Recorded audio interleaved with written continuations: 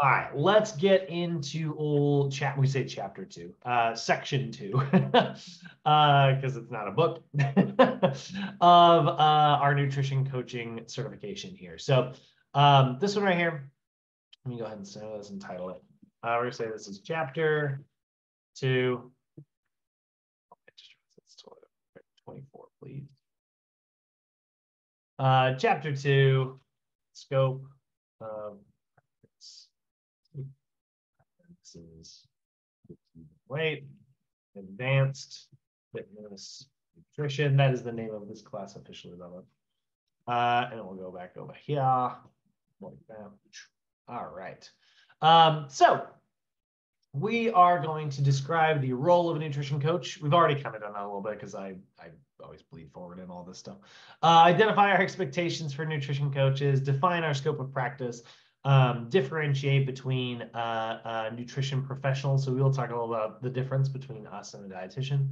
And then when to refer our clients to another professional. We're going to talk about that so that we don't, again, step out of this scope of practice, right? So first, what is a nutrition coach? Let's go ahead and try our best to define this, right? So a nutrition coach, right? By definition, we're going to say we're going to serve as many different types of clients without medical conditions with a variety of goals. So it is a coach in the health and wellness field that will serve many different types of clientele without medical conditions. Actually, I'm saying this out with a wide variety of clientele, a wide variety of goals. So we want to make sure that we are not addressing any medical conditions, right? So again, like it would be wildly inappropriate for me to take a client who is a diabetic and say, here's a meal plan that is going to address your diabetes. That would be a crazy thing for me to do, right? Same thing, even with the exercise program. I am an expert in writing exercise programs. That's literally my whole job. But if I were to say, hey, this is going to cure your diabetes, that is a crazy thing for me to do. Now, that being said, have I worked with clients who have basically reduced their insulin intake to nothing? And so they no longer have to take certain medications because they have gotten to a place where they no longer need those things? Yeah, absolutely. That actually happens pretty frequently, guys. At least frequently in the scope of, the length of your entire career. It's not frequently like it happens every week. But no, like that kind of thing happens all the time. You'll have a client who has a condition when they start working with you, and then they work with you for a really long time. They're taking control of their health and their life, and they're making so many different changes in their life. And then sure enough, they don't need to be on that medication anymore, right? I mean, diabetes is a great example of this, particularly when you look at type 2 diabetes, right? It's insulin resistance. It's your body saying, hey, I'm not responding to that glucose anymore because I'm not responding to that insulin anymore because you make so much of it all the time that it just feels like I should be tolerant of this. It kind of seems like you're exaggerating. It's like your body is the boy who cried wolf, and so it stops responding to insulin, which is nuts, right? We are desperately trying to avoid that because now it's going to take a lot of time and effort. And metabolically, now sugar is being left in your bloodstream. Which doesn't really sound like that big a deal. It's just sugar, right? But it starts to literally suffocate your cells. Your cells can't do all the other metabolic things that they're designed to do because there's so much insulin in your blood or sugar in your blood. Now, that being said, what are the things that sort of increase insulin sensitivity? Well, one of them is exercise. Guys, working out, is a high intensity situation, right? I mean, we can even track specifically how much carbohydrates burn. So let's say, just for the sake of, we're going to pick some nice, easy round numbers here. But if we look at the respiratory exchange ratio, or the respiratory quotient, as it's sometimes called. It's a chart that looks exactly like this. It's kind of funny. It's two perfectly straight lines. And what this is it is the substrate of your metabolism. And what we mean by substrates, we mean carbohydrates or fat. Those are your two energy sources, your favorite energy sources. The harder you work, the more you're burning carbohydrates. The easier you work, the more you are burning fats. So, you know, if you are completely asleep, you're burning pretty much 100% fat for fuel. So if you were totally like unconscious, the only place that your calories are coming from is from fat. Okay. But if you are sprinting or working just absolutely as hard as you can, 100% of your calories are coming from carbohydrates, because carbohydrates can be broken down for energy really quickly. So it's kind of it's really fun. It's a line chart with perfectly straight, perfectly equally sized lines. So we don't really need that line chart. I always use this as a better example here. So you take a look, right? When your respiratory exchange ratio is 100%, meaning all of the oxygen's getting used, you're working as hard as you possibly can. There is no oxygen being exhaled. You are only exhaling CO2. You're working really hard. Carbs are giving you 100% of your calories. So let's say you're burning 500 calories per hour because you're working that hard. Of those 500 calories, 100% of them are coming from carbohydrate sources. Okay. Now, if you were asleep, you're only burning about 70% of all the oxygen. You're only consuming about 70% of the oxygen coming in. So like, you know, 10 units of oxygen come in, 3 units of oxygen go out because you didn't need them. You didn't use them, right? So you're at about a 70%. So 100% of your calories are coming from fat. So, but there you're probably only burning, I don't know, 60 calories per hour, you know, so there's definitely a big difference here between these two. So, okay, now we see the difference between fats and carbs. Why are we talking about this right now? I mean, this is going to come back later, and we're going to talk about this again. But why are we talking about it right now? We were just talking about diabetes. Well, I just said, if you're working really hard, all of your energy is coming from carbohydrates, right? So where does your body get carbohydrates from? Well, it stores it in your liver and it stores it in all of the muscle throughout your body. So you work really hard and now you are burning up the glycogen that you've been storing for use later, and later has come, you know?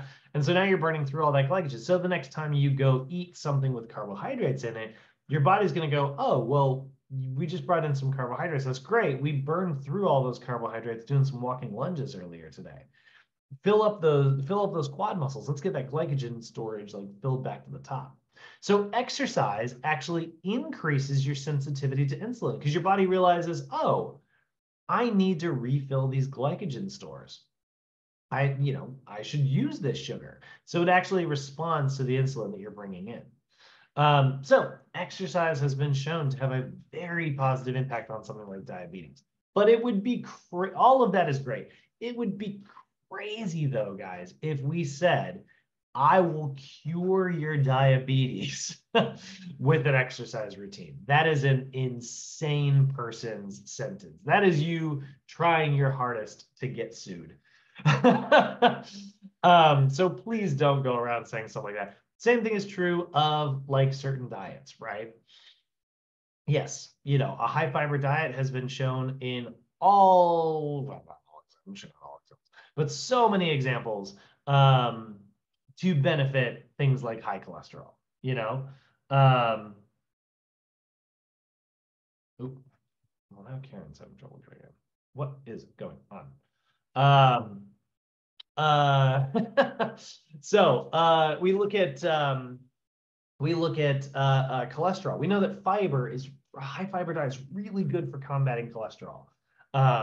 We're going to explain more about this later, but basically, you know, fiber survives your entire digestive tract, makes it all the way to your large intestine, and your gut bacteria starts to break that fiber down.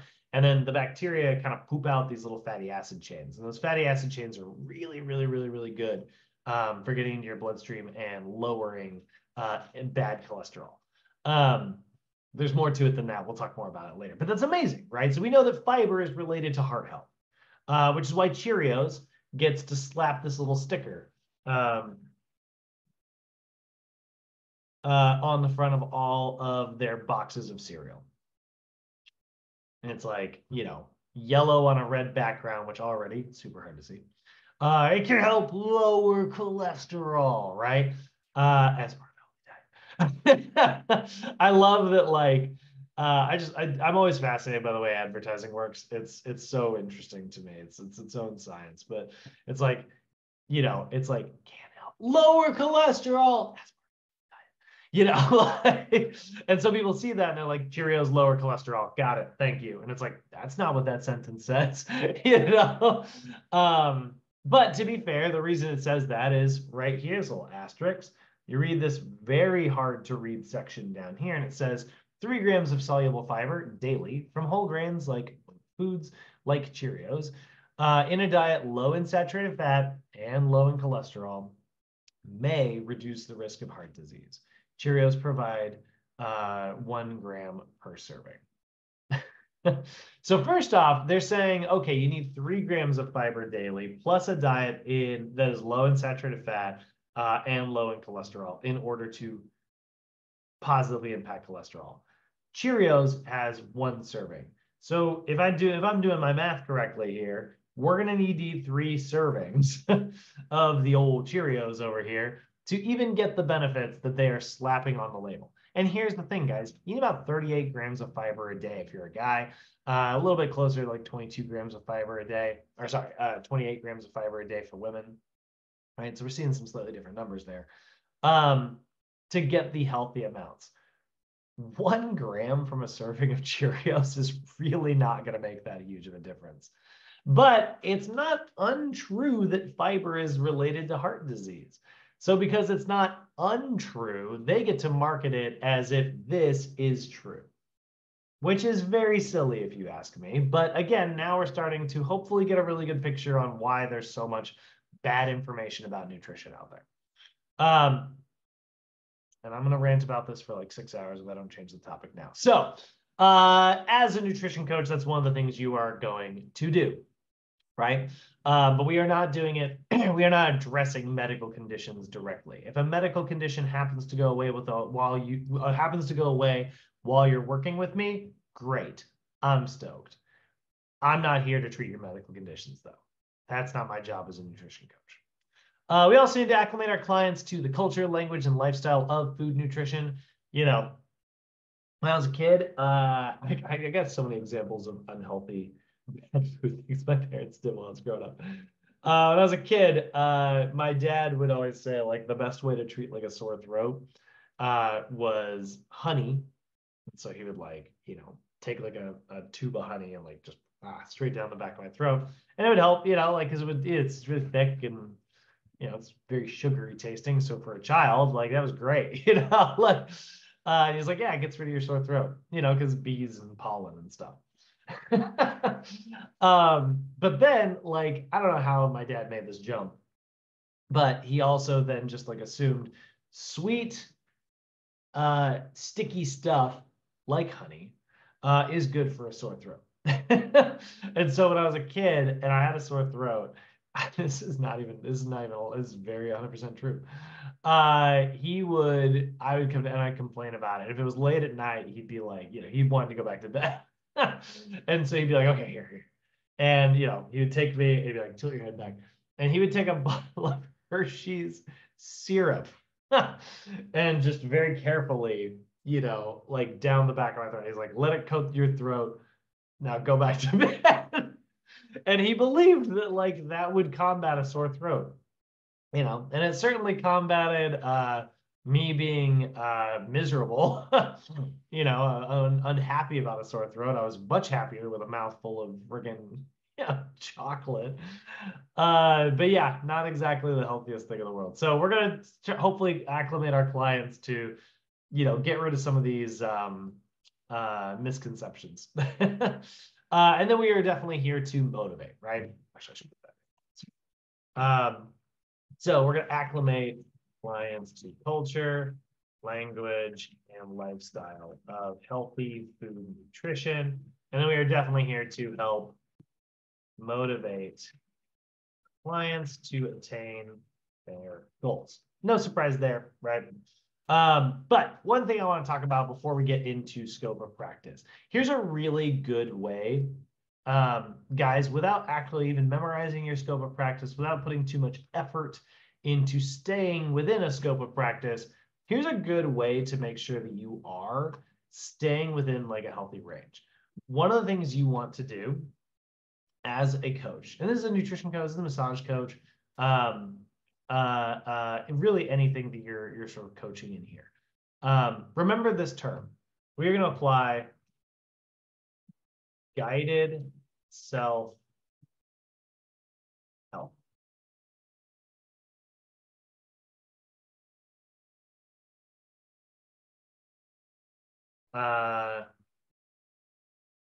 Actually, yeah, we're going to instruct our. Let's say we're going to instruct our clients to partake in guided self-help. Now, what the heck is guided self-help? Well, this is your path to ensuring that you don't step outside your scope of practice. And this is kind of a Brad note here. This isn't necessarily in my slides today, but it's in one of our other lessons, so I always use it as an example here. Guided self-help is where you are leading your client to certain things that they can do. You are removing obstacles. You're making it easier for your client to achieve certain things, but you are not necessarily prescribing how to do things to your clients. And we're certainly not using it in order to ensure that our client, we're certainly not using guided self-help to treat any medical conditions or anything like that, right? So guided self-help is going to be practicing leading our clients to achieve their goals without prescribing outside of our scope of practice. Okay, I'm gonna put that all in italics. That's gonna be a bit of a Brad note here. So that's not necessarily a definition you guys need to know, but basically think of it this way, guys. You know that phrase, you can lead a horse to water, but you can't make them drink? That phrase is usually used to describe like a stubborn person, right? It's like, well, you know, you're like, I did everything and they still did this. And it's like, well, you can lead a horse to water, but you can't make him drink. I think of that as like instructional in the world of guided self-help.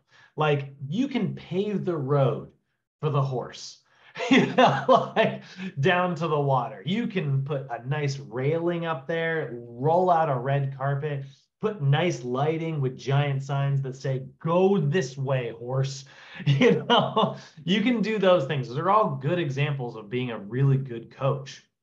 You're laying out the tools to that will hopefully make it as appealing as possible for your client to like partake in this healthy activity or something. But you're not dunking the horse's head into the water, you know? That's not our role. So I think of guided self-help as very instructional, you know? Elena, for instance, a really good example, I would not tell you if you're doing intermittent fasting and you is working for you, it would be crazy for me to say, hey, don't do that anymore, right? Like that doesn't make very much sense. But let's say, and this is an example of something I probably wouldn't do actually, just because I have nothing against intermittent fasting. But let's say I did, right? Just for the sake of argument, just to make my example work here. If I wanted to like change, you know, if I was applying guided self-help, what I could do is like give you several articles or a link to a video or something like that that says like, hey, here are some reasons why like intermittent fasting hasn't been shown to be superior to the ABC diet.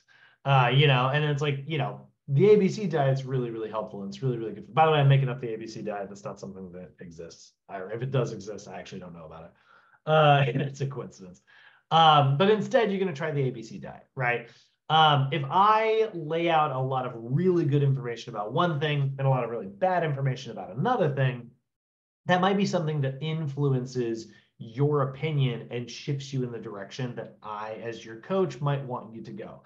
That's guided self-help. But what I never did at any given time was say, you have to stop doing that. and you should only do this, right? That is the approach we're taking. So that's what we're talking about here. We talk about like guided self-help. Guys, right now, as massage therapists, I would say it's a totally decent thing. I mean, Eric, you're and both, you guys work regularly like with clients and stuff. You know, if you've got a client with chronically tight muscles in one way or another, you should 100% say like, well, you know, like this is an exercise that's really good for strengthening this muscle, you know, or like this is a really good, you know, way for you to sort of address that regularly. Like if you have this chronic pain, this is something that like you can do as homework.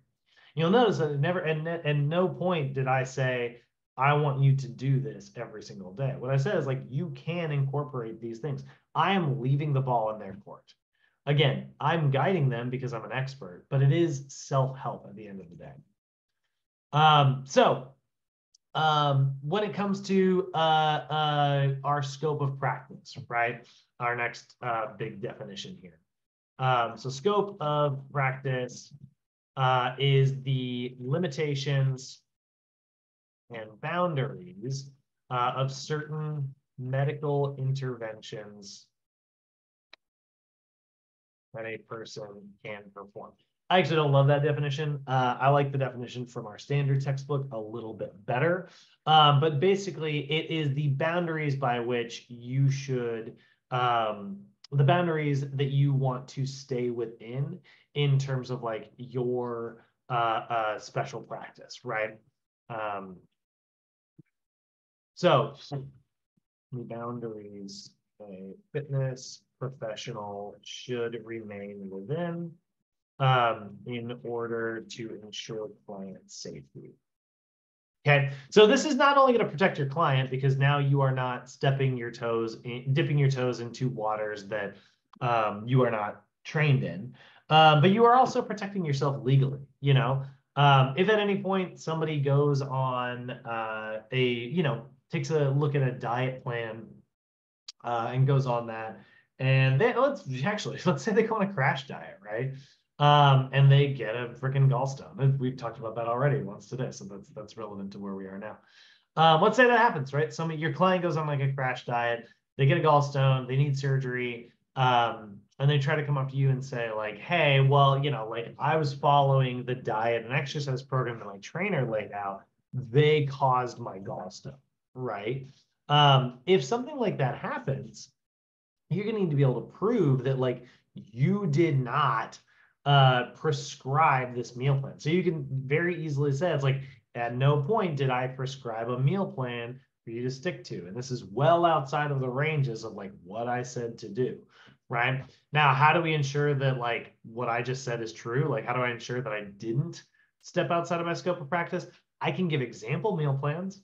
I can totally do that. I can totally say like, hey, well, you know, based on like your caloric intake, which we determined is this number right here, your protein intake, which is this number here, based on all these things that would work really well for someone in your population, here's a diet plan that actually fits in that scope, right? Like this is something that would apply. Yeah, Eric, I'm going to put you on the blue program. Daniel, you're going to get a purple program. Elena, you're going to get a green program. Jose, we're going to put you on the blue program as well. But, you know, both you guys end up based on, you know, all of your information, these are the diets that I think would be really good examples for people just like you, right? So again, like I'm giving example versions of these things. What I didn't say was, Jose, based on all your stuff, this is exactly what I want you to eat every single day. I didn't say eat this. I said, here's something that is healthy, right? So it can include caseloads, practice guidelines, and recommendations from other or referrals to other professionals. So there's nothing wrong, guys, as a trainer, you know, instructing someone to talk to a nutritionist. I'm sorry, a nutritionist, a dietitian, an RD. There's nothing wrong with talking to a certified diabetes educator, right? An MD, a physician's assistant even, you know, there's a lot of like adjacent industries that all sort of like dabble in nutrition. But scope of practice is really, really important because not only is it going to keep your clients safe, it's also going to keep you safe, right? So it's going to ensure the safety of the client and the wellness professional, which is absolutely, really key here, right? You take a look here, you can kind of see this is the healthcare continuum. I don't find this particularly helpful, but you can kind of see here. When it comes to all of the different, these are all of the general fields of like health and wellness, right? We've got like dentists, we've got health and fitness people, right? Long-term care, short-term care, like hospitals. We're all over the place. Either way, people are seeking out someone in this continuum in order to experience like improved health, right? They're trying to improve their quality of life and ensure that like they are not getting sick or they are not putting their life at risk. So they're seeking out a professional. We are definitely a professional, but what these certain professionals are allowed to do are very, very different, right? Emergency techs, they're there to get you to the hospital. They're not there to like cure any specific disease or condition, right? Alternative medicine practitioners, like chiropractors, acupuncturists, massage therapists, you're all there to like improve quality of life. And we know that like you can absolutely improve quality of life by removing things like aches and pains, but they shouldn't be used to treat specific conditions, right? Like even sports massage is a great example of this. You should not be doing sports massage to like cure someone who has like a torn rotator cuff. If you are trying to like improve their quality of life and get some of those aches and pains go away, I shouldn't, as a personal trainer, be trying to repair a torn rotator cuff, right? But a physical therapist who's medically trained absolutely can, right? That is their whole job. So rehabilitation services are not massage therapists or trainers. But I always tell my clients, I'm like, what I tend to do is what I like to refer to as prehabilitation, right? I want to figure out like what are the bad habits that led to you tearing your rotator cuff? What does your posture look like, 24 hours a day for the last year that led to the situation where you experience like a torn rotator cuff? And how do we kind of fix that? How do we address your posture so that type of thing doesn't happen again? We're 100% allowed to do that, right?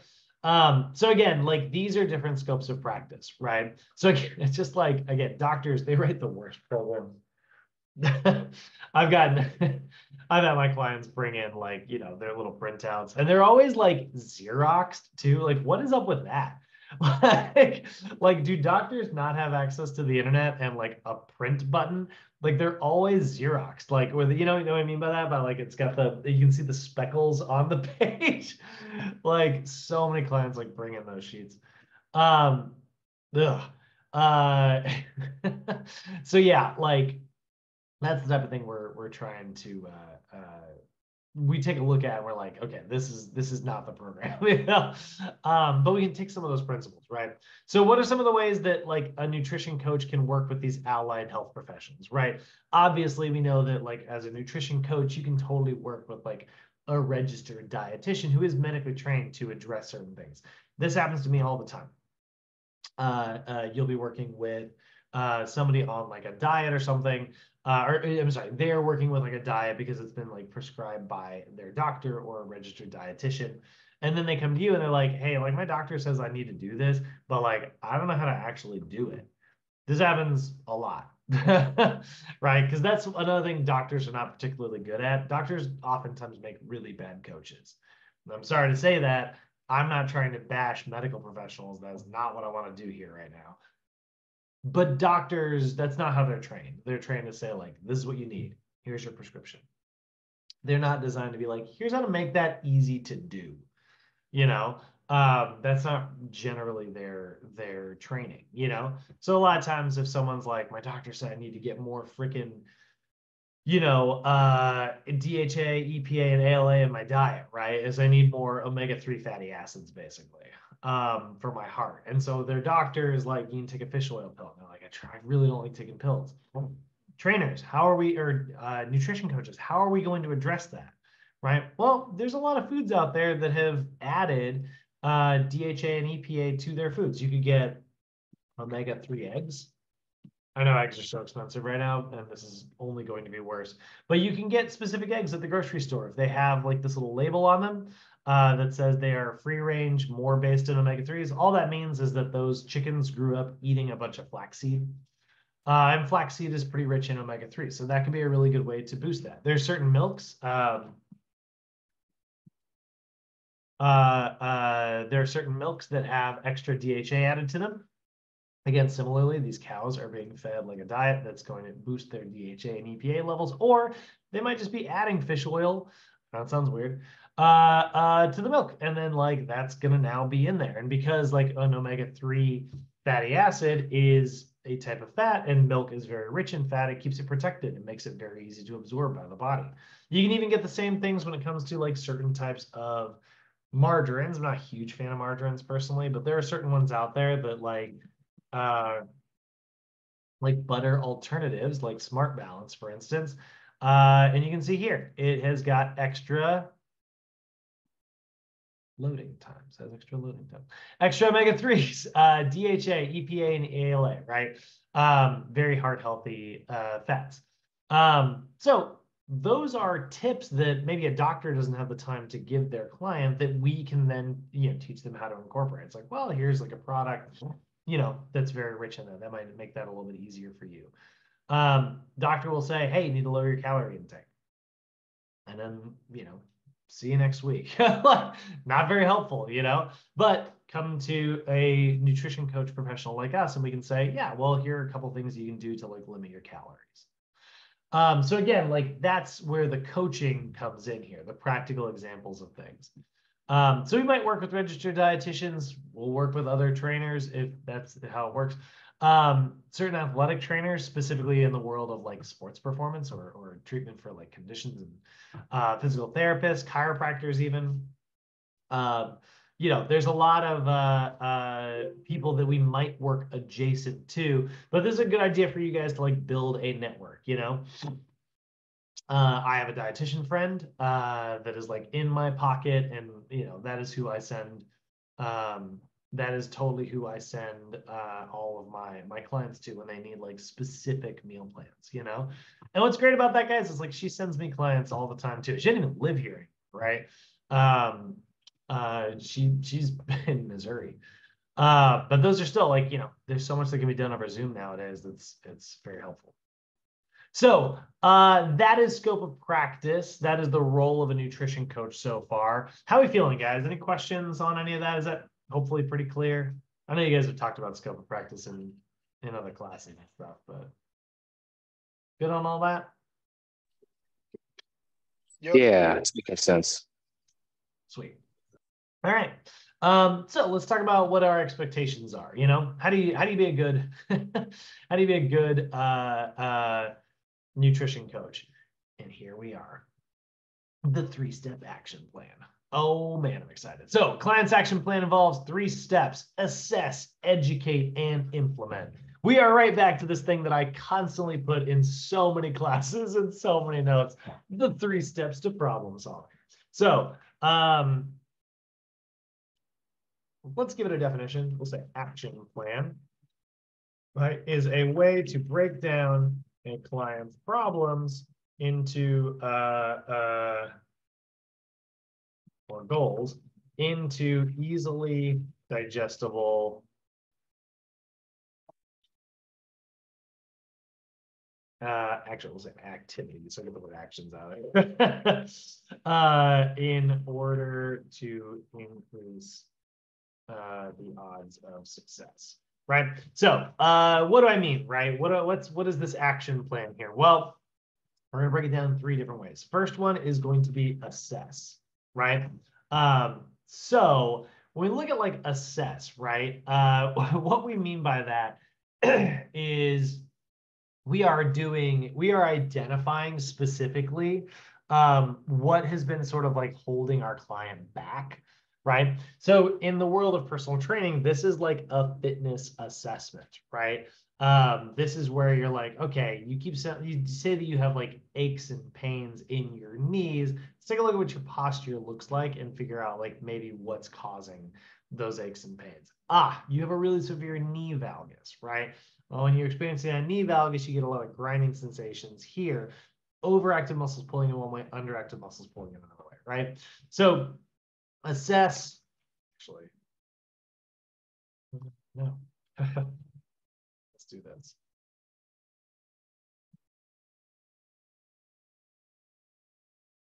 Assess, educate, and implement.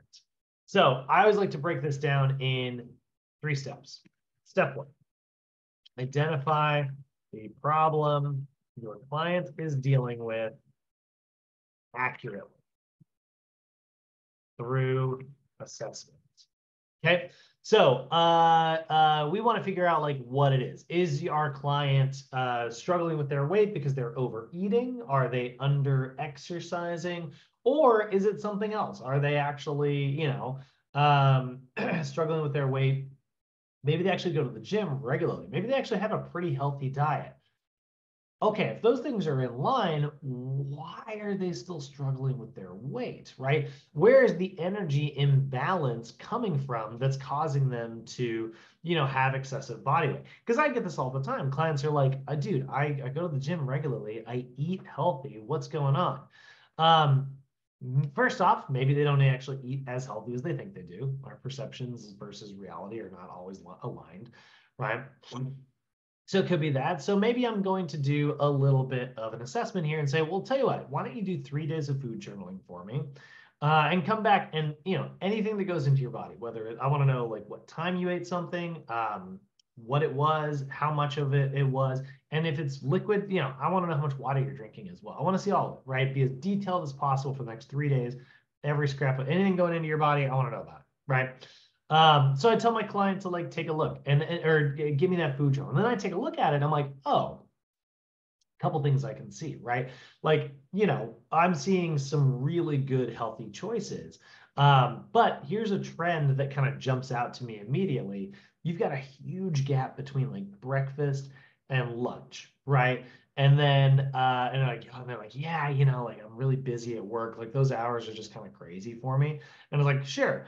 So when I look at like the portions here of your lunch, right, they look to be pretty large portions. They're like, oh, well, yeah, well, I'm just like really hungry come like lunchtime, right? And it feels like I don't have enough willpower to stick to like my diet plan.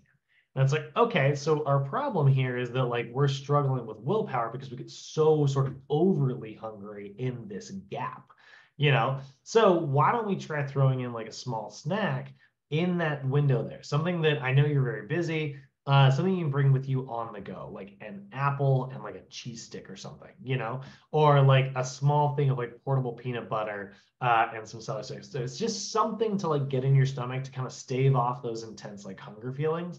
That might have a really positive impact here.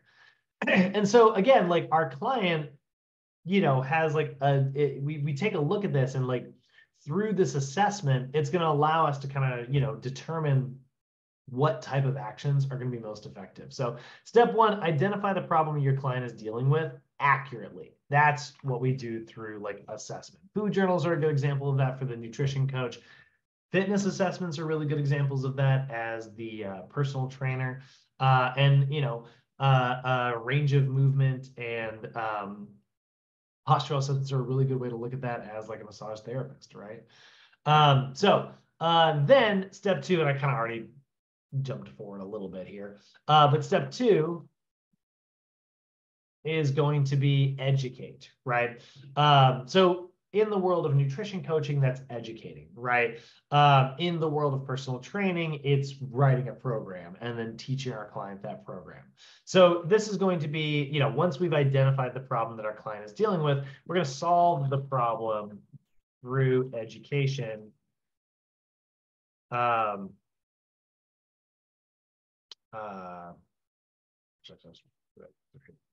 through education, right? So I say like through education, where I say solve the problem, I do want to make sure this isn't misinterpreted.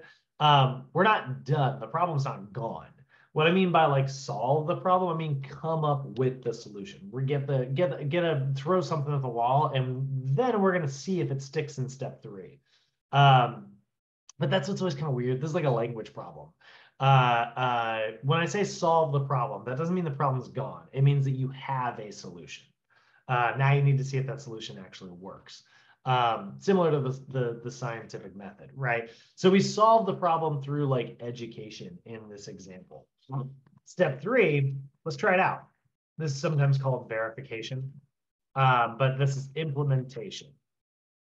So we're going to implement the solution we came up with and see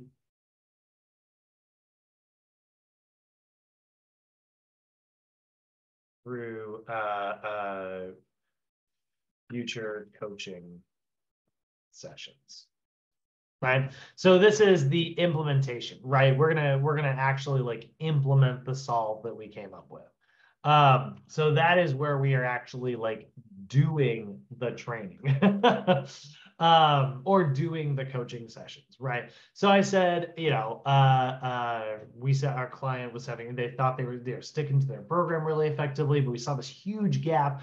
And so it was probably that they were overeating at lunch and getting way more calories than they were aware of. So the solution we came up with, let's try to have like a small snack throughout the day and see if that can help lead to that reduction in overeating.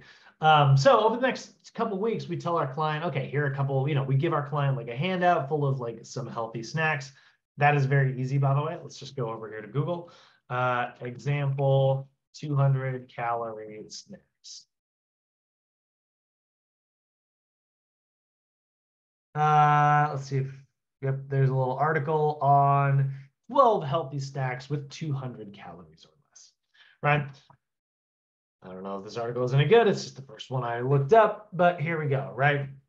A medium apple or pear with 12 almonds, a half a cup of berries, and some plain low-fat yogurt, a banana and some unsalted peanut butter or almond butter, trail mix, yep, popcorn, yeah.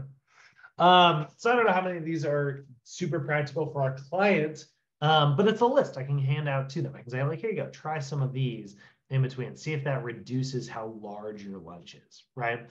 So that's a really good example. I'll give you the best example of this I've ever done. This is the happiest. This is my most impressive solve I've ever had when it comes to an action plan with my client.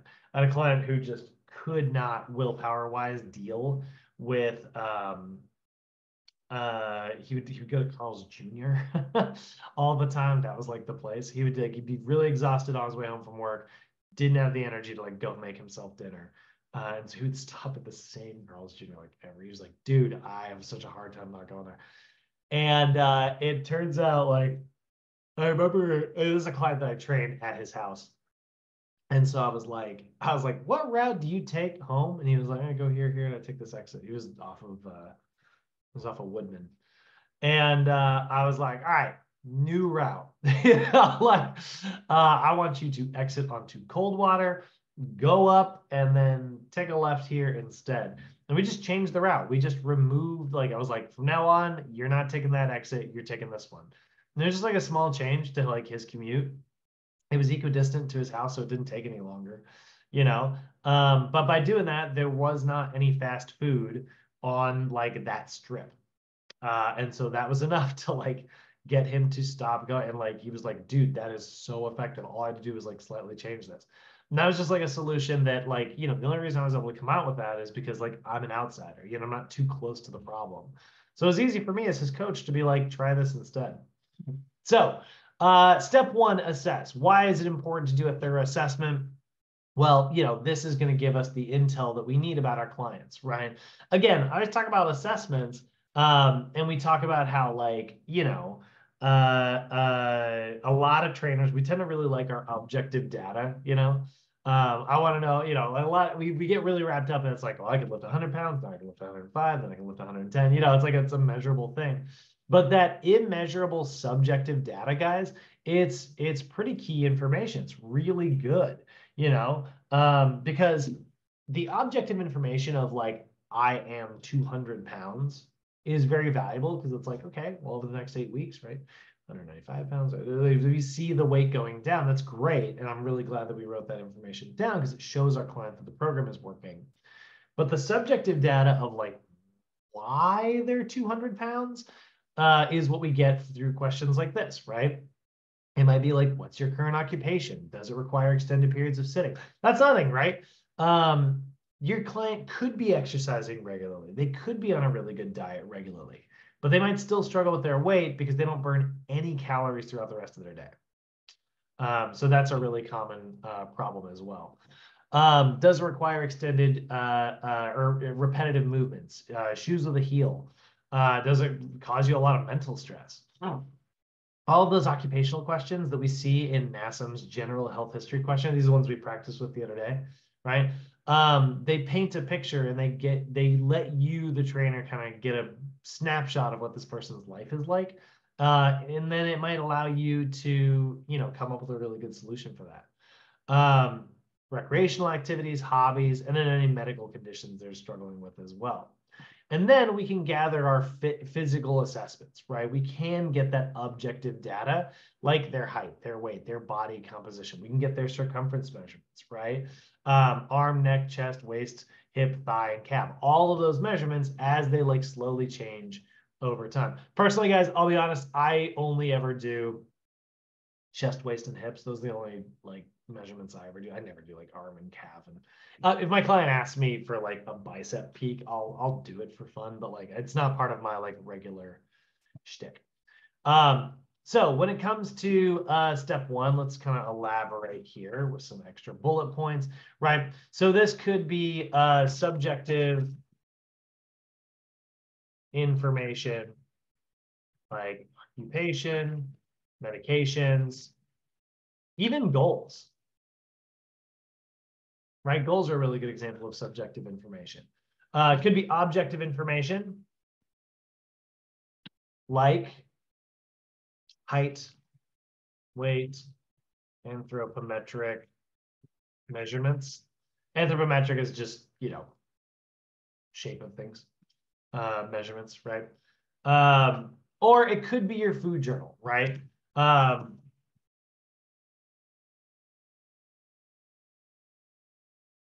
Right, that could be a really good example, like a diet worksheet, right? So you can see here, this is a really good example of someone writing down everything they're eating. So like I had a cup of Greek yogurt with a teaspoon of honey and a half a cup of blueberries. And then later we had for lunch a quinoa bowl with lentils and chicken. And they're estimating how many calories they're getting from each of these things. How many protein, how many grams of protein, how many grams of carbohydrates, and how many grams of fat. That can be its journal. By the way, if you want a really good one, guys, honestly on Amazon, really simple, but it's really not bad. That's not it. Food log, is that what I look up?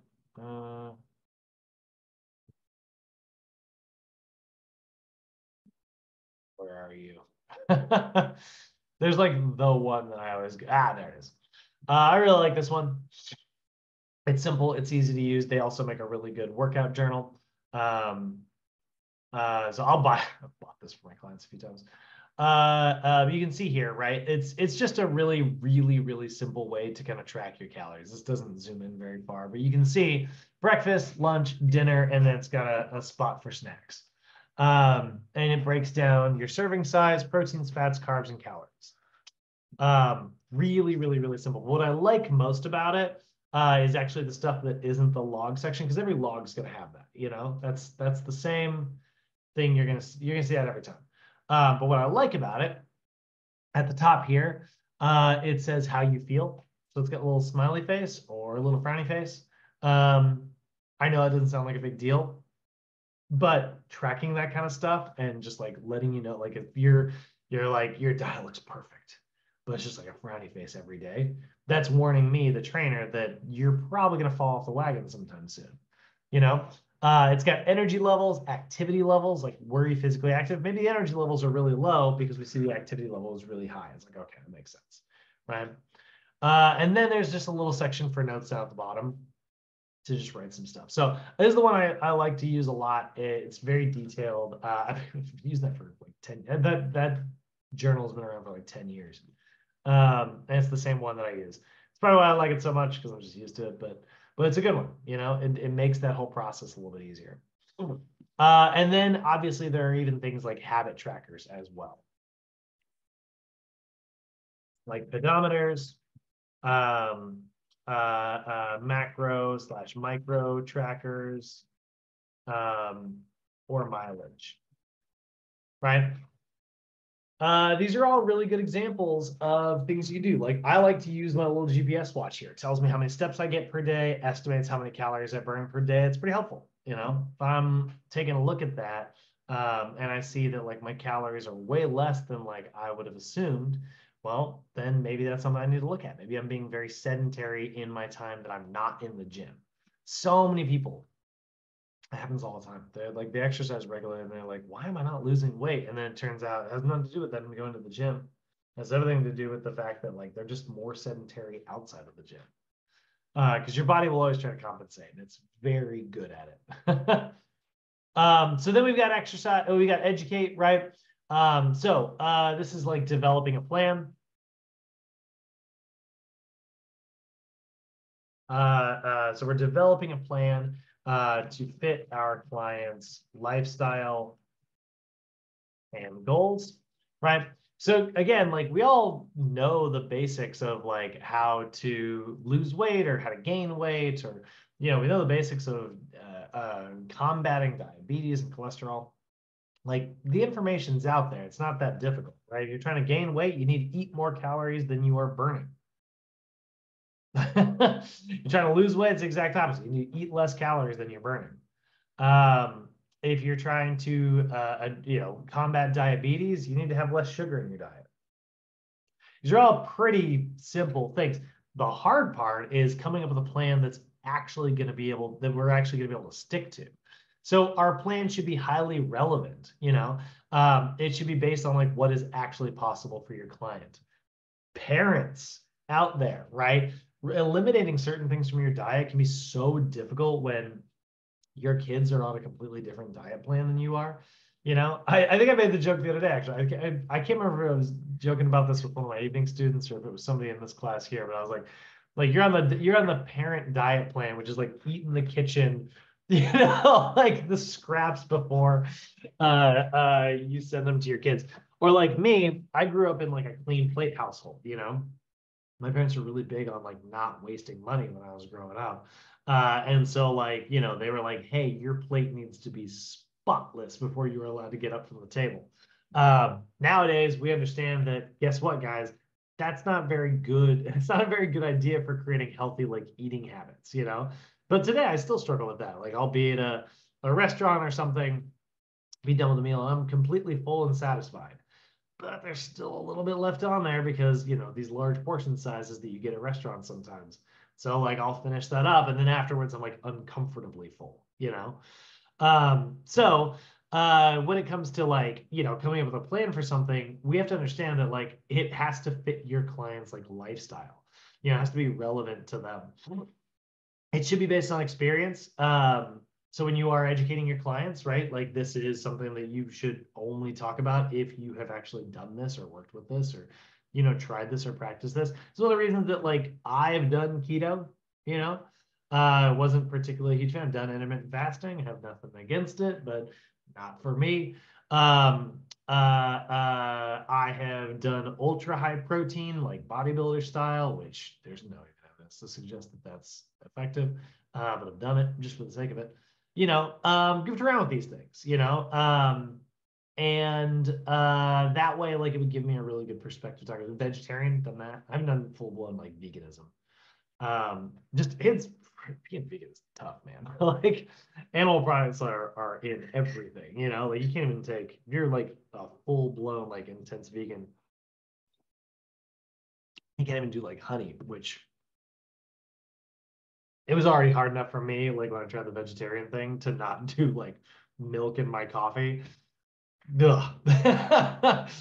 But yeah, stuff like that is tough sometimes, you know? So, you know, you want to make sure that this is based on like your experience. You should know what you are talking about and have some perspective on it. And then it should be practical, right? Developing plans.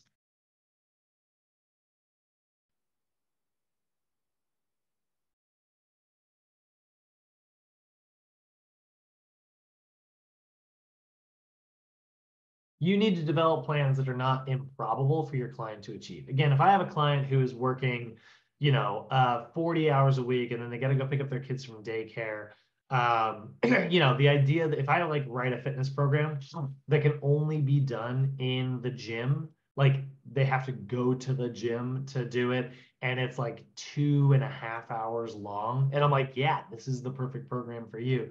There's no way that like any working parent is going to be able to keep up with like that schedule. It's just completely impractical. But coming up with something that like if they come to the gym on the weekends to train with me, learn some particular movements, get access to some equipment they don't have, and then do their homework at home with some things that they can do in the comfort of, they don't have to, they can cut out that commute time. It's going to be a lot easier for them to find time to do things, right?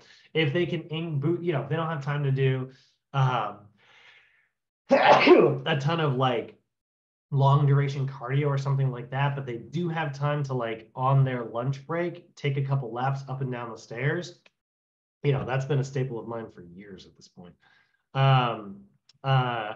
Get some physical activity during their lunch break, or if they can set a timer while they're at work and get up and just take a lap around the office and sit back down, every hour while they're at work, it's not going to interrupt their work. It's short and convenient. A lot of my clients say they actually are more productive doing that because they get to rest their brain for a second.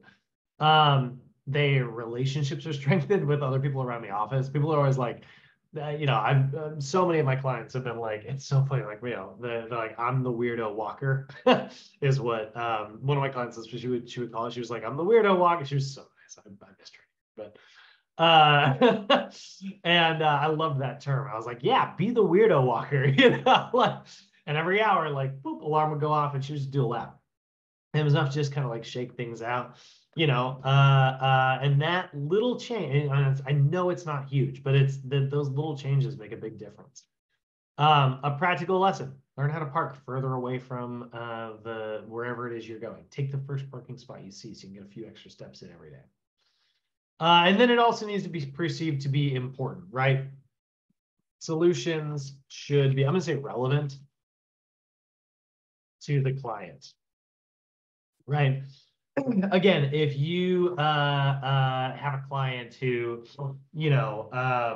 is trying to learn how to like run a marathon, right? And like that's their goal. Writing a program that makes them get into the pool several times a week isn't exactly relevant to that, Not that it's a bad idea, it is healthy. It's just you're picking an activity that they're not seeing the direct connection to. So they're probably less likely or motivated to actually do it.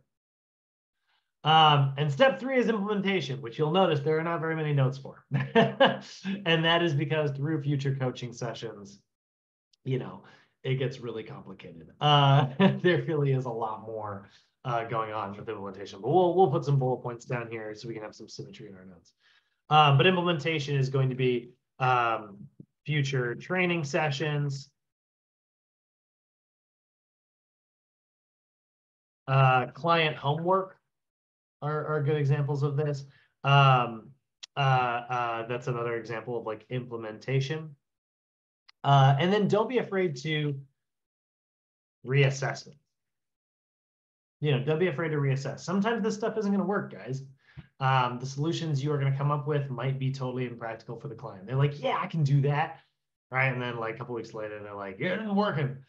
It's real bad. I don't have the time, Okay, cool. Let's reassess. Let's come back, let's circle back. Let's start this process over and come up with a new solution. So that is kind of the 3-step, implementation is really, this is where I spent most of our time talking about this over the next week or so, but that is where we're getting into that actually. There's a lot of different ways you can sort of implement this stuff, whether it's training sessions, coaching sessions, or client homework. All of those are going to be, tools that you've got at your disposal to hopefully get your clients to reach their goals. So any questions on this? We can take our next break here. I'm going to do the pause thing like I said I would. So we can break. We're just something a little different. I'm going to pause this recording. I think I can do that. But before I do, questions? How are you feeling?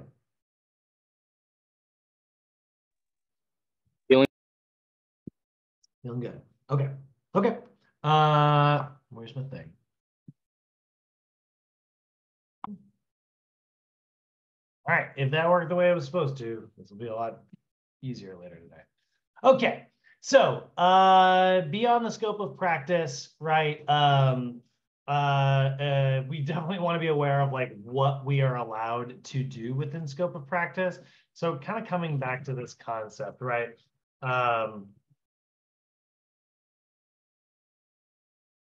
And just having this definition.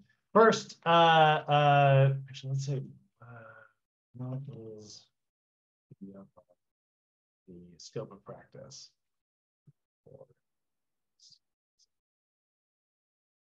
So certified nutrition coaches, what are we not doing?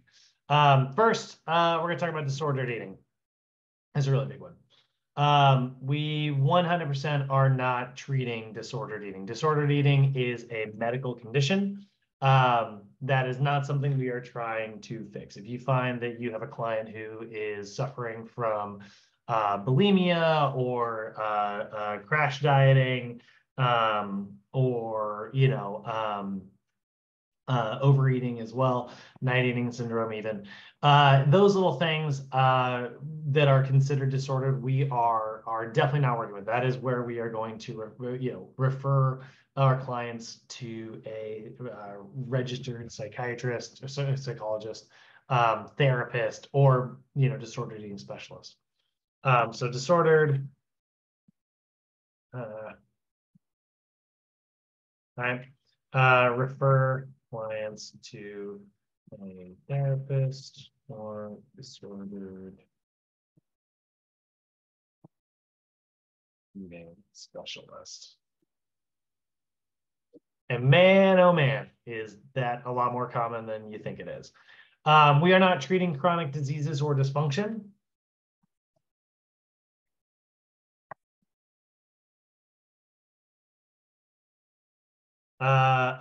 We are not treating chronic disease through diet and exercise alone.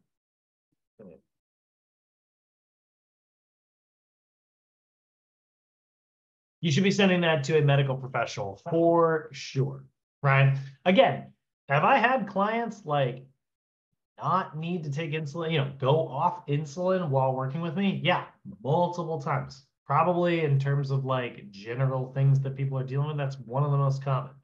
But again, it would be crazy for me to say that like I'm going to treat diabetes through exercise. That is definitely not something we do. Same thing even with aches and pains, right? I don't even like to tell my clients that I treat arthritis. Even though most of what I do is work with like, getting aches and pains to go away. And then other certain psychological disorders. This is really kind of going right back to disordered eating, but it's more like they are linked together. They're not necessarily the same thing, but like psychological disorders, like over exercising as well, like disordered exercise.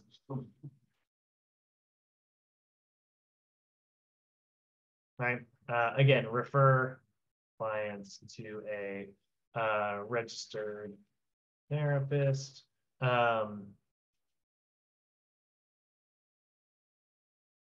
Or overall, like, yeah, medical practitioner. So when it comes to like psychological disorders, this could be somebody dealing with anxiety or depression or anything like that. Does exercise like have a positive impact on those things? Yeah, absolutely. There's a lot of benefits to dealing with like depression and things like that. through exercise. Or like body dysmorphia, that's another really, really common one. That is something that, yeah, absolutely can get better with exercise, but it can also get worse. So we definitely are not treating these things through exercise. And I know I've definitely worked with people who, are suffering from like depression and stuff. And like they've definitely said, they're like, dude, I feel a lot better when like I get in here and like exercise regularly. Having like an appointment, is something that sometimes helps them get out the door. But there are also times where like my clients are just like, I've gotten texts from them and they're like, today's a bad day. I'm not gonna make it in. Having empathy and like, patience for that kind of thing is going to be very helpful. But at the end of the day, like you are not able to like treat something like this through exercise alone. This is something that like they need to talk to a medical practitioner about.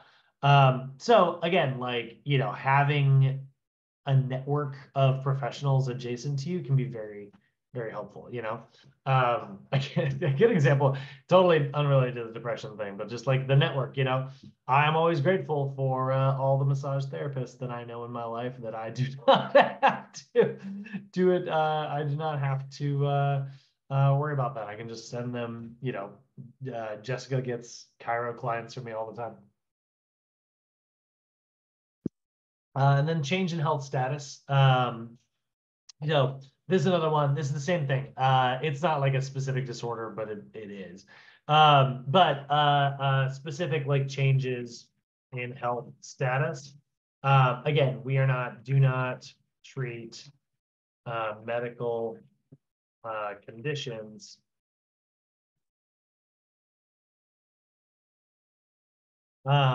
So if you have a client who has like a specific like change in health status, you want to make sure that you are referring these to the right people, right? So if somebody has like a lack of progress towards like weight loss or weight gain goals, it could be that they need to talk to a registered dietitian, right? It could be that like general nutritional advice isn't doing it for them, because maybe they have like a medical reason for like why they're not losing weight. They could have a thyroid problem without knowing it, So talking to a registered dietitian or physician who's going to be able to like actually diagnose that could be very, very helpful. If they have like an extreme preoccupation with weight loss or weight gain, again, like body dysmorphia is very much a thing. Again, psychiatrist, psychologist, a disordered eating specialist, or also registered dietitians can work with disordered eating. That is, they actually do take classes specifically on that. Let's see here. Oh, gastrointestinal status, if they're experiencing things like IBS, constipation, things like that, they need to talk to like a gastroenterologist. So like specifically a doctor that is going to deal entirely with, that section. So, okay, so that is kind of all of our sort of general scope of practice stuff. And just to kind of give you guys a little bit of perspective, I do want to show like one quick little video here because I also try to show at least one video a day, so you guys can get perspectives that are not just me. But let's talk a little bit about like, why is this stuff so complicated? Like, what is it? Like, nutrition should be really simple. It's we have a biological necessity to eat. Why is this not working? Why is this so like complex? You know what I mean? Like, this shouldn't be really that difficult. It's like it's something that we do naturally as like a biological organism. Why is our diet so complicated? And here's a really good kind of that breaks this down as to why this makes sense. Why is nutrition so complicated? Where are you? Not this one. I actually try to avoid that one. Is it this one? Yeah, it's crash course. The red line. When you're on Google with GoDaddy, it's easy to sell everywhere your customers shop. Oh, I need to. All right, so show, help us out.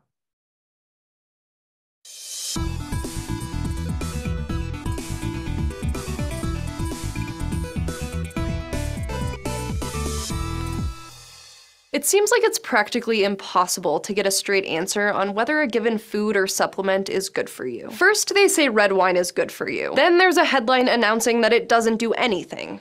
And wait, isn't alcohol supposed to cause cancer? If you wanted to change up your diet to accommodate all of the latest news reports, you wouldn't get very far before you'd run into all kinds of contradictions. I mean, you can't both drink and not drink alcohol at the same time. And the problem goes deeper than the over-exaggerated headlines on cable news. Often, the way nutrition research is done makes it really hard to translate the results into practical advice because of imperfect comparisons. The effects of one compound might not be the same as the effects of the entire food. What happens in other animals might be different from what happens in humans, and a food that's good for you in some ways might be bad for you in others. But it is possible to untangle all that by examining these studies more closely.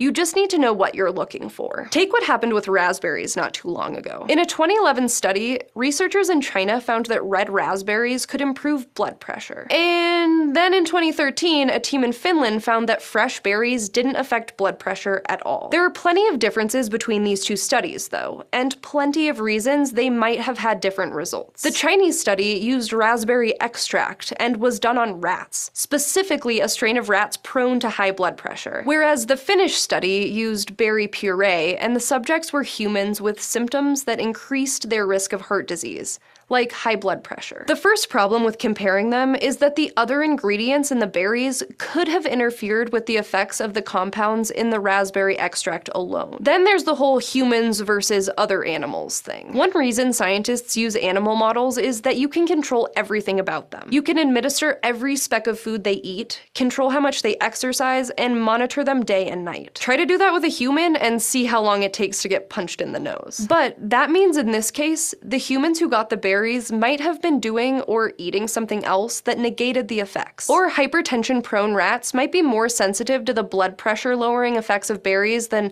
normal, if somewhat unhealthy, human beings. Comparing those two studies is a little bit like comparing apples and oranges. Or apples and raspberries, I guess. Different types of studies are important. It's usually much easier and safer to test things in other animals before moving on to humans. And scientists in all fields of research rely on multiple lines of evidence to form conclusions. That's how science works. But when it comes to nutrition, most individual studies are intended as a piece of a larger research puzzle, not something for the home consumer to take to the grocery store. Studies on humans might be easier to translate to your life, but even those are fraught with complications. Like when a 2014 study on red wine contradicted the findings of another paper from 2 years earlier. Both studies were specifically concerned with a compound in wine called resveratrol, which is an antioxidant, meaning it helps prevent potentially damaging chemical reactions in cells. In 2012, a randomized controlled trial by Hungarian researchers found that adults who received resveratrol supplements showed an improvement in a bunch of signs of cardiovascular disease. Randomized control trials, or RCTs for short, are the closest you can get to a controlled experiment in humans without the aforementioned nose punching and a whole passel of ethics violations. Participants are sorted into groups and statistically randomized so that the experiment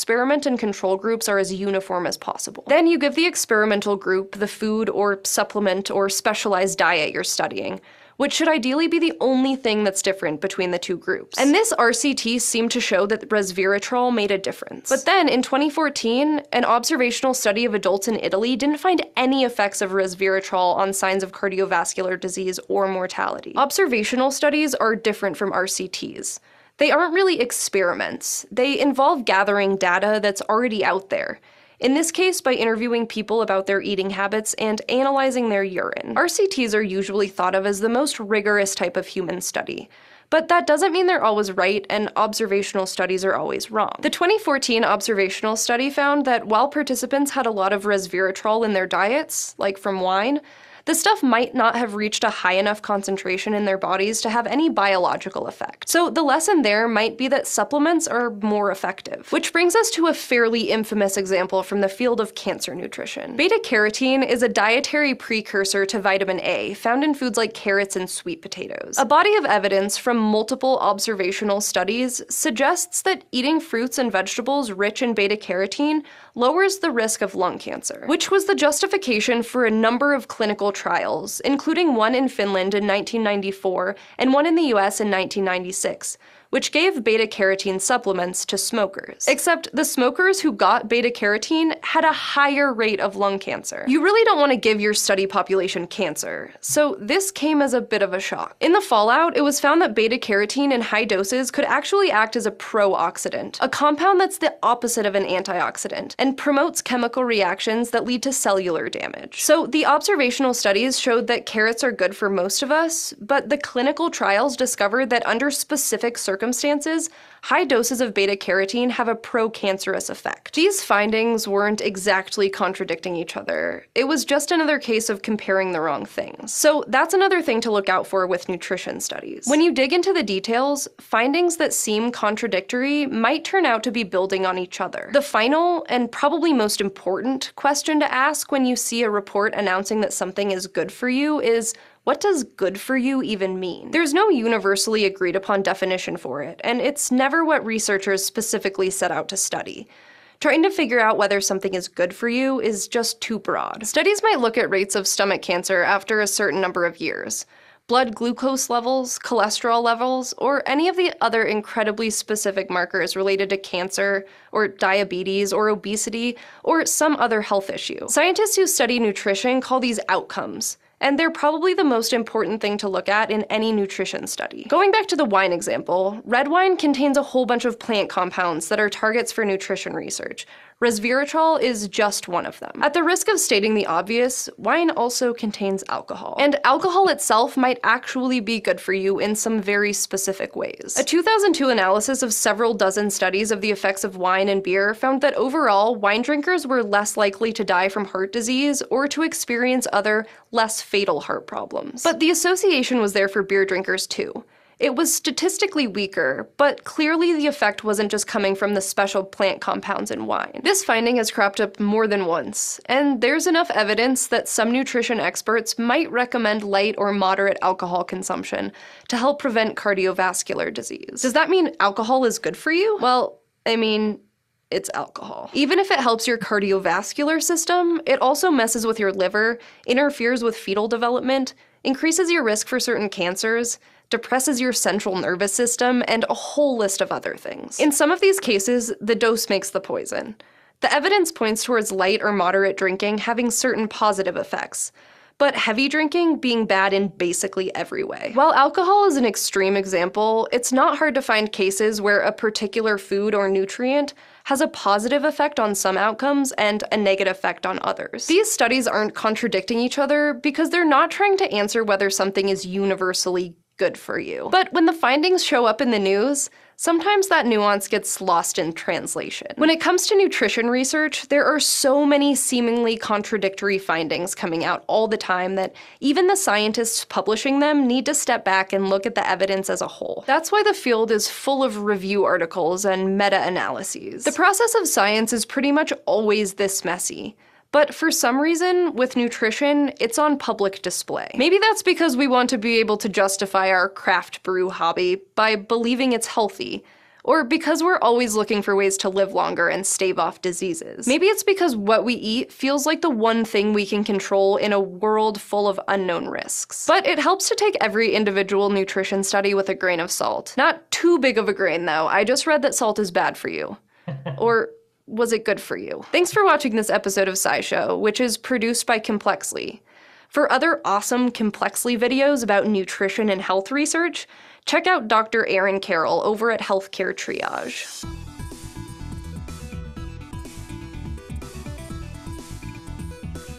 Okay, so I love that video. I think it's got a really good perspective, especially at the end. Like that video closes really, really strong with just like, what are the reasons why, like why is nutrition so complicated? We keep making, all of these things. Is it because of this or that? It's like, it's probably a combination of all of those things. We all want to believe that our diet is a lot better than it actually is. We all want to find like that sort of, magic pill that fixes all of our problems. My parents are totally like silver bullet people. What I mean by that, by the way, is like, like they say a silver bullet, right? It's the one thing that can kill a werewolf, right? And it's like, so you're telling me if I took a werewolf and put him in a rocket and shot it to the moon and then I hit it with with 10-ton nuclear bomb and then took the remaining goop that was left over and put it through like a food processor. That werewolf is still alive. Literally only a silver bullet. But no, it's like the magic answer is oftentimes the one that we're looking for, but is often the most unrealistic. But a lot of media that tells us that there's usually one magic answer. Ugh. So let's talk a little bit about the business side of this, and then we'll wrap things up a little bit. So before becoming a nutrition coach, if you are going to operate this as like a business, make sure you are checking with local and state laws that govern what a nutritionist is.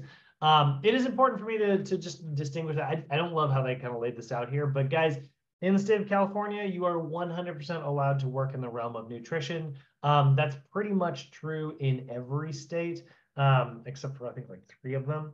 But here's the thing. You will be classifying yourself as a nutrition coach. You can call yourself whatever you want, nutrition expert, nutrition coach, certified CNC, whatever. But you do fitness nutrition expert. That used to be the old one. Or fitness nutrition specialist. That used to be the old one. You can call yourself any of those things, but it's really important to remember this. In the eyes of the federal government, there is no such thing as a nutritionist. Now, what I mean by that, and that sounds really weird when I say it that way, what I mean by that is like there is no governing body of direct nutritionists. There is a governing body of dietitians, which is why they are recognized to practice medical nutritional advice. And nutritionists are not qualified to do that, right? It would be like the difference between, you know, if an Instagram star, you know, if like a social media influencer called themselves a workout expert, and like that's their title. They just call themselves a workout expert, but they're not actually certified as a personal trainer, right? They don't have a CPT. They don't have the CPT, you know, certified personal trainer. So what would happen is if you as a CPT and them as a fitness expert both go into the court of law because a client is trying to sue you for something, right? The judge is going to go, all right, well, you need to prove to me that you're an expert. That's what's going to determine whether or not I think you were doing something to keep your client safe or not. Now, as a certified personal trainer, we've got our NASM certificate proving that we are an expert. This fitness expert has nothing that, in the eyes of the government at least, prove they're an expert. They might have like those, like, well, I've been doing this for years. Yeah, but you're not certified. That's the whole point of certifications. It's the proof that you have a company behind you saying like, yes, we certified this person. They proved to us that they follow all of these like rules and regulations. So nutritionists don't necessarily exist. There's no specific like governing body for nutritionists. There is a governing body for dietitians, but that is a degreed license. So just make sure you're not doing anything that overlaps with what a dietitian does, right? You are not trying to fill that role because they're different roles. Consider consulting with an attorney that specializes in labor laws. I mean, you can do this. I've never done this, but just have awareness of like the business practices. Like, I mean, here's like, that's not true. Like if you start an LLC, we talked about this a little bit yesterday or on Friday. If you start an LLC or something like that, you do want to make sure that like you are following all of the, you know, city and state regulations. A lot of times you just hire like something like LegalZoom and they'll do all that for you. They're just like, here, sign this. And I make sure that you are up to date. And then just ensure that like you are a legitimate business practice. That's all the same thing. This is all if you are filing under like an LLC. There's nothing wrong with you, you know, coaching a client or anything like that. And then business forms you have, I will say if you are working as like a coach, you are going to have a lot more like paperwork because you need to have like data on your client. And that's what coaching is. It's a lot less hands-on and a lot more hands-off, which means you need to have like forms and things like that you can give your clients. You need to find a way to be clear and instructive without being there in person, you know, which can be tough. So business forms you want to have, client information forms like a Part Q, and waivers, assessment forms like a general/medical history questionnaire, and evaluation forms, usually in my opinion, like the food version of a food journal. There's other versions out there as well. You don't have to always use just like food journaling. There's what's called a 24-hour dietary recall. This is a really popular form, and basically it's like a food journal, but you know, going backwards. And basically it'll just be like a big empty sheet like this, and you tell your client, all right, what was the last thing you ate? And they're like, oh, I had oatmeal this morning. Great, which and you just kind of fill that out. It's like you're just gonna work your way backwards through the next like 24 hours. And it's a good way to get like insight into a general day of your client. I will say, just be aware if you're doing dietary recalls or if you're doing food journaling, guys, make sure that it's a normal week for your client, you know, before, and this is so obvious. I know you guys would do this, but like, you know, if you get a client who, you're trying to figure out like what their diet looks like and you're doing like a food journal and it's the week of their birthday, it's like we should not be assuming that they're eating birthday cake every day of their life, you know. But it, you know, just make sure it's on like a regular day. But still, like that in those evaluation forms, like 24-hour dietary recalls, or there's also like food frequency questionnaires, which is a really common one as well. And this is usually just like, hey, how often do you have beef burgers, pork, lamb, chicken, bacon, ham, corned beef? That's an interesting one. Sausage, pies, liver. These are all proteins. We're in the protein section, but food frequency questionnaires are usually really big. So basically, you're just going to kind of go through all these different foods, and you're asking your client how often they have them. So, you know, 1 to 2 days a week, 3 to 4 days a week, every day. They don't eat it ever, right? And get an idea of like what those things look like. It can be really helpful to, you know, determine certain things. So I think that makes a really good piece of homework, by the way, if I'm working with a nutritional client. Food frequency questionnaires are not, they shouldn't be something you interview, because it's, I mean, there's just there's like over 100 categories. So that's going to take a really long time. But send it home, and then your client sends it back to you, take a look, and it's like, oh, you're eating a lot of red meat, right? And that could explain, like, you know, their cholesterol. Or it could be that they have alcohol pretty frequently. And it's like, you know, when we ask them in the regular, you know, questionnaire, they're like, oh yeah, you know, I'll have alcohol occasionally. And then you look at the food frequency questionnaire, and it's like 4 days a week is a little more than occasionally, you know? So that's a really big one. And then well within our scope of practice, guys, you can hand out educational materials and resources. You can give your clients these tools. Again, that is an example of guided self-help. Here's a really great website. You can go to choosemyplate.gov. This is actually something that, like, you know, the USDA puts out. And it's super helpful. This is the new version of the food pyramid, if you guys haven't studied this in a while. But it has so much stuff. You go to resources here, and it's got little tools and printable materials. I mean, like little things like this that you can just give your client is really awesome and super helpful. Like here, brown rice, 5 ways, right? I click this little infographic, and it's like you can do fried rice if you want, which is really super simple to make. By throwing in just like a little bit of carrot and bell pepper and onion, and in this case, they're throwing broccoli in there. You know, but there's a very simple recipe for fried rice. By the way, pro tip, use day-old rice. If you're gonna make fried rice, make it a day in advance and then let it sit for 24 hours and then make it fried rice the next day. It's 5,000 times better, I promise. Here's Caribbean rice, Fiesta rice, cheesy broccoli rice, cheesy broccoli rice squares. That's interesting. Black bean burger. I don't know why. Oh, because you're putting brown rice and black beans. So yeah, I mean, obviously that's not just 5 ways to make a bowl of rice. These are all very, very different rice recipes. But something like this, if you're trying to get your client to incorporate more whole grains into their diet, can be a really good way to do that. There's one on canned peaches. Here's one on berries. you know, these are all super helpful. You can also do, let me go back actually, because I saw one that I like. The grocery plan. I know this is like very simple, but just like coming up with a list of like fruits that your client likes. Like, yeah, I'll do this like just as an example for like myself. I love blackberries, strawberries, bananas, apples, gala apples in particular are my favorite. Let's see here. Not a big raspberry fan personally. I mean, they're fine. Let's see, what are some other fruits? Peaches, I think are really great. So just coming up with like a list, like these are things that maybe I can incorporate into my diet regularly. I mean, looking at this right now, 1, 2, 3, 4, 5. Let's get 2 more types of fruit that just I happen to be a big fan of, right?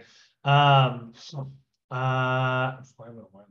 blanking. I'm trying to think of some of these because I'm a huge fruit guy. Come on, brain. Other ones that I like. Oh my goodness, why am I blanking on this? It's like, it's, you know, when somebody asks you something like point blank and then your brain like empties out because you can't think of it directly. This is why so many people are bad like test takers. Those are my favorites. Let's just go ahead and move on here.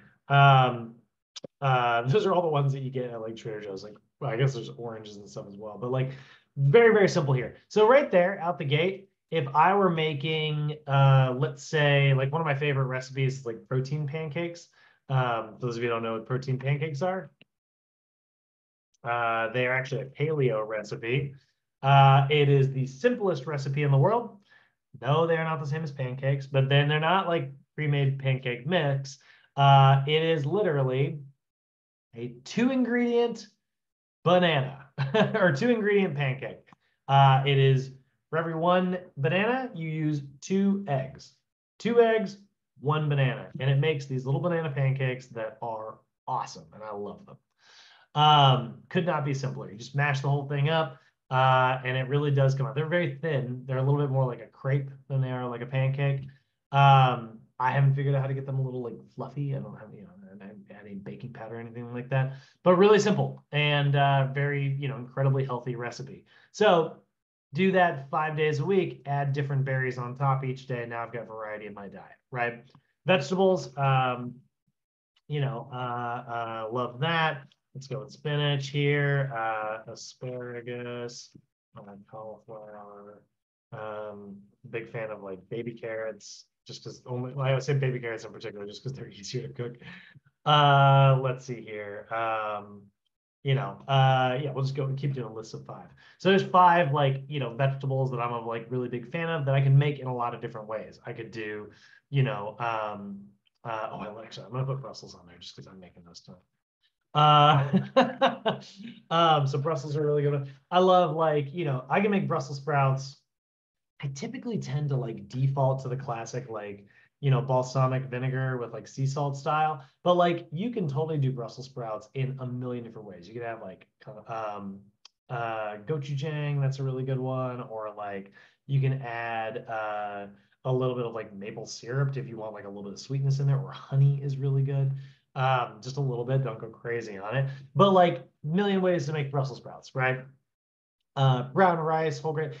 So you just make a list of these things and then you can put them together in different recipes for your clients. So these are just like resources that I have used that I'm a big fan of. By the way, that whole website, choosemyplate.gov, because it is from the USDA, we know that every one of those resources is something that the USDA is going to approve of, which means if you do if you are going to possibly get in trouble over, you know, scope of practice, everything on there is an example of guided self-help.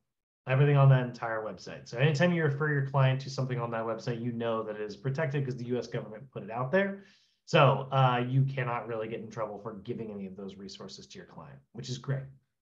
So educational handouts, books. One of my favorite diet books out there of all time that I recommend to clients all the time is talking about just like mindful eating. That is a really, really like helpful thing. So Mindful eating is a really good one. Intuitive eating workbook is really helpful. The intuitive eating workbook, these two people right here, both of these RDs, they wrote the intuitive eating sort of like it's a textbook. And it's fantastic. Like this book is great, but you can kind of get everything you need from this book in the workbook. It's like a boiled down, easier version of it. So while I do really like this one, because the same two ladies, and it is really, really good. I kind of like this one better. And they say you know, it's like, hey, you should read another book first. Oh, I don't think you need to. I think it's actually pretty helpful about it. So books, magazines, online content like blogs and things like that that your clients can read, you can absolutely send. Again, sending these things out like this are all examples of guided self-help.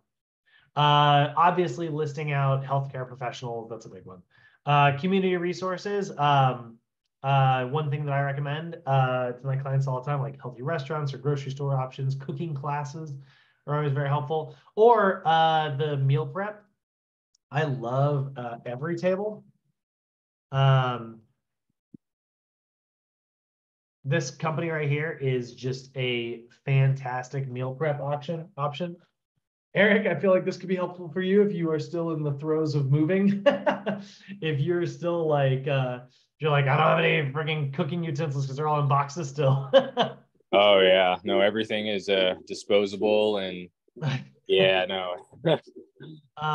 So Every Table is a really cool company, guys, that I'm a huge fan of, and they have like pre-made meals, and you can order, you can get, you know, they don't do it as like a meal plan. You just go there and like shop.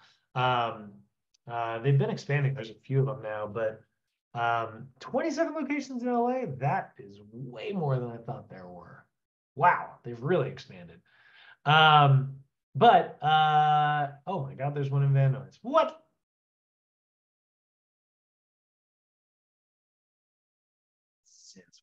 Oh, that's awesome. Balboa and Van Owen. That's crazy. I did not know that. Not sure I would call that Van Nuys, but okay. Anyway, so check it out. They have like little recipes here. You can see their complete serving size and things like this. Is a barbecue chicken, and I'm assuming that's like mac and cheese there. Barbecue chicken is paired with kale and bacon plus creamy mac and cheese. This whole thing is 600 calories with 24 grams of fat, 10 of which is saturated. So that's relatively high in saturated fat for how much it is. Pretty high in sodium, 2,200 grams a day, milligrams a day. That's not surprising at all, considering everything that's in there. That's a lot of sodium, guys. That's a day's worth of sodium on a 2,000 calorie diet. 58 grams of carbs, 5 grams of fiber. Love that. 24 grams of sugar. Yeah, we're going barbecue sauce. Not surprising. We're going to get a lot of sugar in there. And 42 grams of that's a huge amount of protein. So I wouldn't call this the healthiest example of something they've got, but it's certainly not bad. Let's take a look at some of their other options here. This Jamaican jerk chicken, I've done this before. It's amazing. This one's also like a little bit healthier, but it's like mango chicken with like it's like it's regular chicken with like a mango sauce you can put on it. And 510 calories, only 15 grams of fat, 7 of which is saturated. So it's a high percentage of the overall fat intake, but like not a lot of saturated fat for the day. 55 grams of carbs, 5 grams of fiber, with only 10 grams of sugar. Still has some sugar in there. That mango is definitely adding up. And then 30 grams of protein. Big fan of this one. I've had this before. It is great. But this company is really, really cool. They have a ton of these different meals. Also, that turkey taco bowl is incredible. And you go pick them up in pre-made little containers. I'm going to show a picture of that here. No, they're kind of showing them all like to make them look like this, like if they're on plates. You get them in little, there we go. You get them in these little plastic tubs. I'm not personally a huge fan of microwaving in plastic, so I always take them out of the tubs. But as a company, they're amazing. They are really inexpensive compared to other options out there. I don't know if I can see. Yeah, they won't let you show the prices though. That's one thing about their website that I think is stupid. They don't show you, but you're looking at like $6 a meal on average, which is not terrible if you're, I mean, you consider you're eating out, you know, $6 to $7 a meal. But it's great, man. Like I did this for a little while just out of curiosity when like, you know, life was busy and stuff, and I found it super helpful. And then as a company, they take care of their community really well. They have a whole like food education program for like people in like socioeconomic areas where maybe food isn't a priority. And they actually put their stores particularly in areas where like you think about like healthy food, and a lot of times you think of it like healthy food being expensive. They particularly try not to do that, which I think is awesome. So big fan of that one. And you can see I'm giving this advice and talking about how I am a big fan of it. I can totally do this. This is not the same as me telling you specifically, I want you to go to this company and order 3 things. Like that's a prescription, right? Just me talking about the fact that I like it is not prescriptive. So again, I'm staying within my scope of practice while doing something like this. And then in terms of just like, you know, stuff we already talked about recently, think about your online content. If you are going to be a nutrition coach or something like that, website, social media pages, business cards, digital advertising, and flyers are all going to be very, very helpful. And then last thing, keep your clients' information confidential. Make sure that you are following your HIPAA laws. Do not share one client's information with another. You know, all that personal information should be kept locked and secured. You know, same thing you would do with any client. And that's really all of it. Why are you? Any questions on this first little chapter, this first lesson today, guys? How's everybody feeling? Empowered. Yeah, I promise we'll get to actual nutrition stuff starting tomorrow. I know sometimes it's like, it's like you said we were talking about, tell me what to eat. You know, nutrition tends to be like everybody's favorite class, and we'll get there for sure. But I'm glad you guys really enjoyed it. All right, let me kill the recording.